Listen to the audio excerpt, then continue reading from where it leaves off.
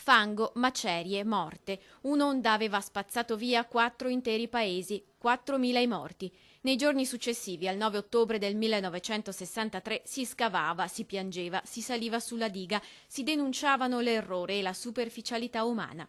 E 10.000 angeli del fango andavano a raccogliere quel che restava su un'immensa distesa di terra e acqua.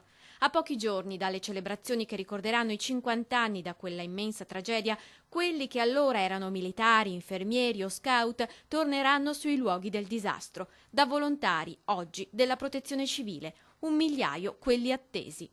3 giorni di esercitazione della protezione civile per ricordare il 9 ottobre del 1963 nei luoghi ora ripuliti dal fango, tra case oggi ricostruite e una diga ancora lì che sembra fare da monito alle nuove generazioni. La protezione civile da questo meeting vuole essere ancora più preparata e pronta per gli eventi, qualsiasi evento come è in questo caso quello sismico, quello antincendio boschivo, i problemi dell'acqua in montagna con le dighe, dell'acqua in pianura con quella che insomma è stata anche l'alluvione in Veneto. Un test insomma proprio a Longarone per capire quanto il corpo sia pronto e preparato di fronte alle improvvise calamità. Stiamo formando dai 4.000 ai 6.000 volontari all'anno. 1.000.000 i vecchi angeli attesi, ma tantissimi i ragazzi che vogliono diventare professionisti del volontariato. Si parte dalle nuove generazioni, dai più piccoli, dai più giovani, che sono anche i più entusiasti.